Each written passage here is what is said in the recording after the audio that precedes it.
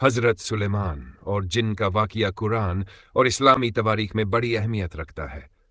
अल्लाह ताला ने हज़रत सुलेमान अलैहिस्सलाम को नबूवत के साथ साथ बादशाहत और ऐसे मोजिज़ात अता फरमाए जो किसी और को नहीं मिले, जैसे कि जिन्नों पर हुक्म। हज़रत सुलेमान अलैहिस्सलाम को अल्लाह ने जिन्नों, इंसानों, जानवरों और हवाओं तक पर हुकूमत अता की थी। जिन उनके हुक्म से बड़े बड़े काम अंजाम देते थे, जैसे इमारतें बनाना, समुंदर से मोती निकालना और दूसरी मुश्किल तराशकारी व मेहनत वाले काम। एक मशहूर वाक़िया सूरा अन-नम्ल में एक मशहूर वाक़िया जिक्र हुआ है।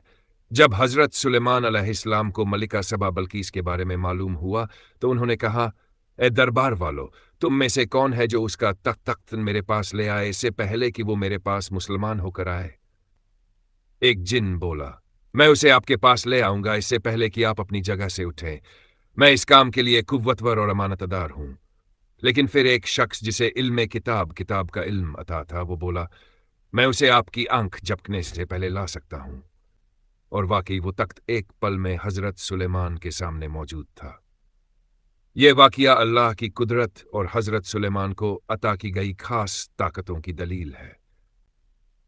जिन्नों की फरमाबरदारी कुरान में सूरा सबा मूर्ति अस्म में भी आता है कि जिन सुलेमान अलैहिस्सलाम के लिए काम करते थे और अगर कोई जिन नाफरमानी करता तो उसे सख्त सजा दी जाती।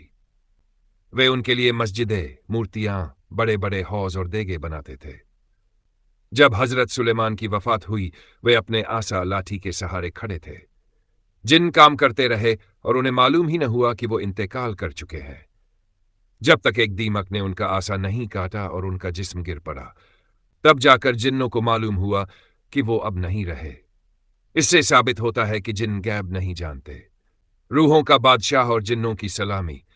वो वक्त था जब जमीन पर एक ऐसा बादशाह चलता था जिसकी निगाह में तख्त भी फना था और तस्बीह भी हयात। उसका नाम था सुलेमान बिन दाऊद अलैहिस्सलाम, नबी भी, बादशाह भी और अल्लाह के राजदार भी। आसमान की हवा उनके इशारे से बहती थी, परिंदे उनके जिक्र में शरीक होते थे और जिन, वो आग से पैदा हुए बागी, उनके ताबेदार बन चुके थे। जिन कहते, ए सुल्तान रूह, हमें आग से बनाया गया है मगर तेरी तस्बीह की ठंडक ने हमें गुलाम बना लिया है। एक रोज दरबार सजा। सन्नाटा था मगर रूहानी। तख्त पर सुलेमान बैठे थे, निगाहें आसमान में थी। फरमाया, मलिका सबा आ रही है, लेकिन मैं देखना चाहता हूं कौन है जो उसका तख्त मेरे पास लाए इससे पहले कि वो सर झुका दे। जिन्नों में हलचल हुई। एक जिन जो बहुत ताकतवर था बोला, मैं लाऊंगा, ताज और तख्त समेत, इससे पहले कि आप दरबार से उठे। सुलेमान मुस्कुराए। एक नूरानी चेहरा सामने आया। वो इंसान था मगर दिल में अल्लाह का इल्म था। उसने कहा, मैं लाऊंगा इससे पहले कि आप पलक झपकें। और सचमुच तख्त सामने था, जैसे वक्त ने सजदा किया हो। सुलेमान ने तख्त की जानिब देखा, फिर आसमान की जानिब निगाह उठाई और कहा, यह मेरे रब का फजल है ताकि वो आजमाए मैं शुक्र करता हूं या नाशुक्र बनता हूं। अब सुनो आखिरी सबक। जब सुलेमान की रूह परवाज कर गई, जिन्नों को इल्म तक न हुआ। वो सालों तक काम करते रहे और समझते रहे कि सुल्तान निगरानी कर रहा है, मगर अल्लाह ने दिखा दिया, जिन गैब नहीं जानते।